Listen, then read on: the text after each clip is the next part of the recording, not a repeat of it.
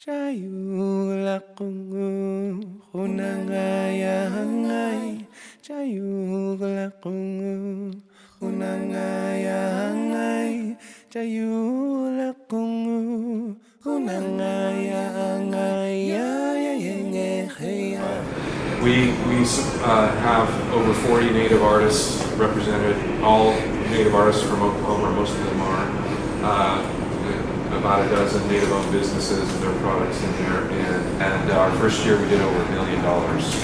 Just selling Native-made items, Native companies producing our Native artists, and so a lot of our artists go other places, go to Santa Fe or go to Scottsdale to sell their work, and we want people to come here and experience our Native artists here in Oklahoma. So there's a long sordid history of this place, but the beginnings of this museum started in 1994 with some legislation that was passed. There's a gentleman who's no longer with us, this Enoch Kelly Haney, very prominent. He was a Renaissance man. He was a politician, he was an artist, he did all kinds of things, but he helped write the legislation to get this started.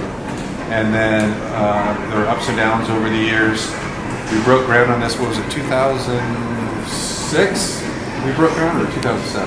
2005 was the ground blessing, and then we did all the early site remediation in 2006. And so construction began, and got the superstructure up, and the shell of the building built.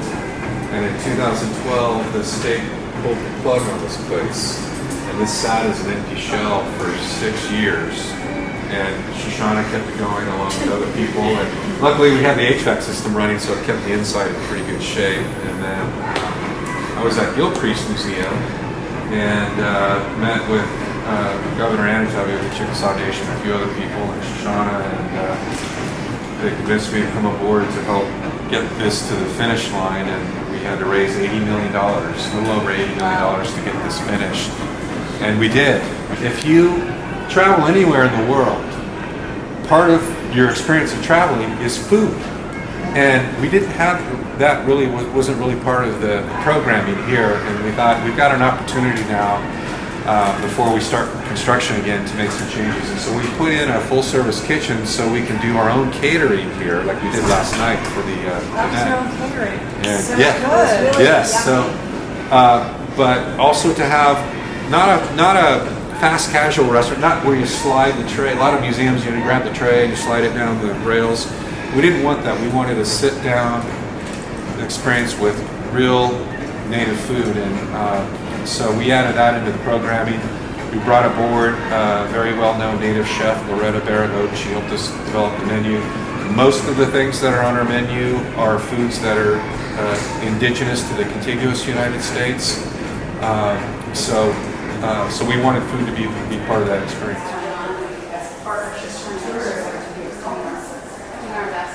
So this is a nice little intimate theater, and we can get about 164 people seated here, and a couple more rows of seats that we can bring out.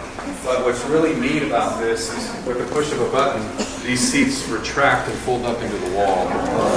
And so these are real theater seats. So what's great about that is we can have lecture series up here. We do a lot of live streaming if we have a panel discussion. We've got this 300-inch screen that comes out of the ceiling, 4K projector. But we can move this back, and then we have lots of events where we can put tables out here, luncheons, and so there's a lot of variety.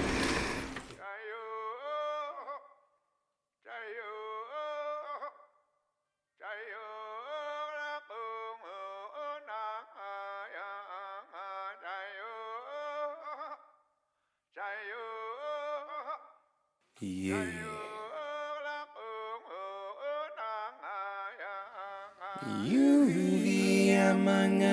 The idea popped up that this could be a nice little orientation space for school groups that come in and other groups. Woo!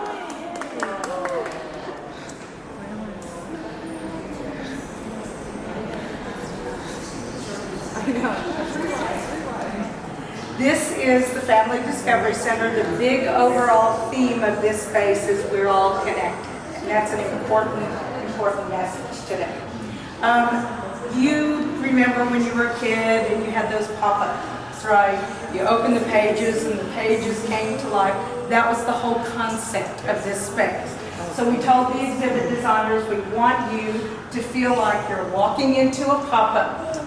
So, and I'm sorry about my voice, but Grandma Turtle will eventually move over here to the left. And this will look like pages of a book. So then you'll walk into the doors and you'll walk into this pop-up world. Now I don't know whether you noticed Grandma Turtle here, she has a little speaker here. So she actually has a few greetings that she, embraces our visitors with. And there's all kinds of thought and, intention in this space. And one of the things that we thought we could do is, what is it about us as Native people that makes us so different? And then what makes us so similar to everyone else? So we took 4 human values: community, respect, resilience, and stewardship. This is common to all of us. But then we looked at that through a Native lens, and we created all kinds of different activities in each one of those zones that would be very Native-centric.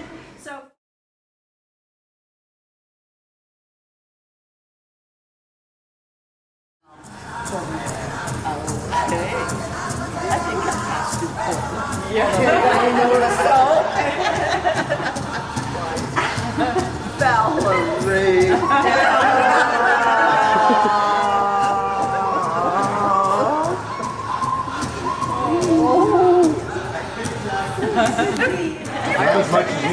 Not as much as you and some of the others. I remember, that's where I first met you. I said, then you were Yeah. I'll get your picture.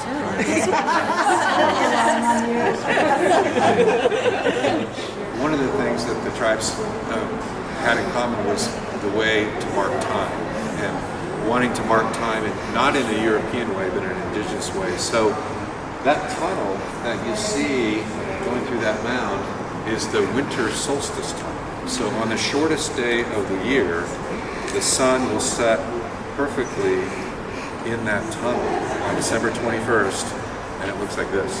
We have a winter solstice festival every year here. That's that tunnel right there. Yes. And this is a little deceiving. This field out here is 3 football fields wide. As the days get longer, the sun tracks up the mound, and on the longest day of the year, on June 21st, you see where the apex of the mound is, the point is right there? If you're standing in here on the evening of June 21st, the sun will set perfectly on that point. And that marks the longest day of the year. This is our crossroads area, and in anticipation of the future of life and growth of the institution, this is a site where we expect people to transit in between galleries. Going into the red tunnel is the entrance to the Oklahoma Gallery, and going up the stairs or the elevator right there will take you up to our mess. You can actually touch it. It's good for you to rub your hands on it. It gives it love. Jerry Redcorn designed Jerry this? Redcorn. Oh, I know. And Jerry Redcorn is an older woman. She doesn't like for me to say her name, but she showed up to our meeting after agreeing to do this with a drawing that was about this big, kind of a large ledger-sized piece of paper with a pencil drawing of this design. And she had worked it out, and she showed up and she said, "You are welcome to use this design, but I don't know how you're getting it up on that wall." And so our curatorial department created a matrix of creative natives who brought their various skills to bear to translate that pencil drawing into what is a 14-foot tall pot. This is created with a Venetian plaster surface, and Marwan Begay helped with the translation of the drawing into a digital vector file, and then there was somebody in between, and then Star Hardridge, who actually, if you don't know Star, he's a Muscogee painter. He's fantastic. He's a fantastic painter. But like many people, had a day job doing historic restoration. And so he came in and physically created this surface standing on a scaffold, and physically laying the surface together to create this. And they did a fantastic job. And so that is the exterior of our Origins Theater.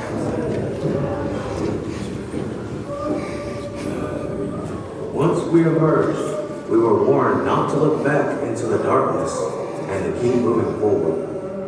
But Tasha was too curious, and he looked back. shaking of the earth. Museum entrance collapsed. As we opened this museum, as we were thinking about this museum and embedding within it all of the things that we wanted to, our hopes, our dreams, and ambitions, there were a couple of things that we had as the board of directors made the election in 2019 to become a collecting institution. Then that gave us an opportunity to think about what it would mean to become an institution holding objects on behalf of the community, on behalf of the public. And so we elected to write a collections management policy that claims and describes that we will not hold the bones of our ancestors. We will not be a repository for things that were stolen out of the graves of our ancestors. And that we would, if any time there was some delicate object or item that needed to be cared for on behalf of the tribes, that we would only take that responsibility on with both the consent and the cooperation of the tribe to set those standards. We are also on the verge in October of reviewing and approving policies that will allow us to create mechanisms within our collections policies that allow us to share the stewardship of our objects with the communities. That's something that is coming up for a vote, and I'm hopeful, I'm very ambitious in believing that that will get passed. It'll be the first museum in the United States that has a policy for shared stewardship for Native items.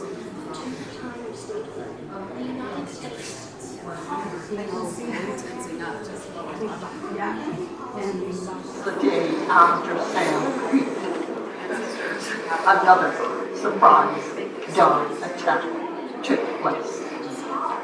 This time, the military were led by the boy general of the Civil War, George Armstrong Custer.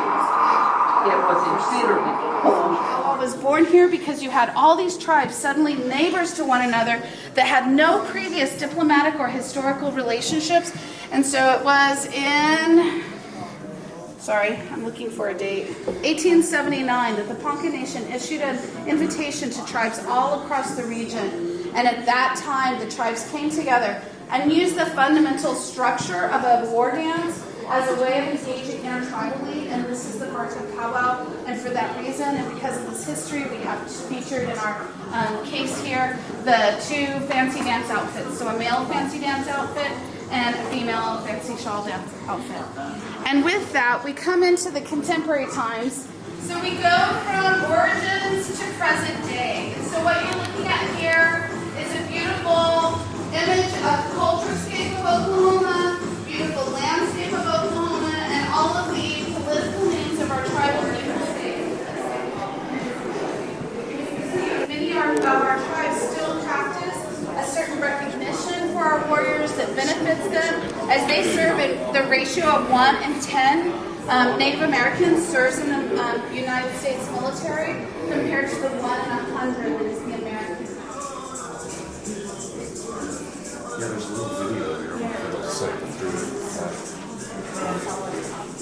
that.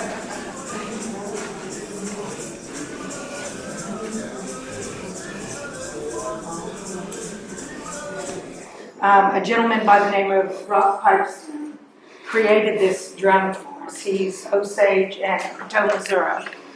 And on opening day, we took this drum out to the Festival Plaza, and the song that James Anke Sr. was talking about last night in the video that he made for First Americans Museum, that was the very first time that song was ever sung on this particular drum. And so now when we have different events, we take it out and use it. This is really significant work. It's we have to come back to see more. It's just it's beautiful, and there's so much here, and you've done such a fabulous job. Just in a little bit that we've seen today, it's remarkable. And I know how. And every time I think of you guys giving these tours, and through those painful parts of the tragedies of our life, and how that emotion that you have to keep going through to even do the tours is just really, I'm just thankful. You folks, we feel very blessed, and we also have a little gift bag for each of you. And the bag is one of our books that of our poets. and a chocolate from Portland, from Oregon. Oregon made chocolate. And the book is an anthology of our native poets, our first And writers. and writers, and it has joy and abuse enjoying and commenting on it, and then many of the poets that were awarded over the many years that we did our National Literature Fellowships. And so that came out hot on the market last year. So again, thank you so much. Thank you.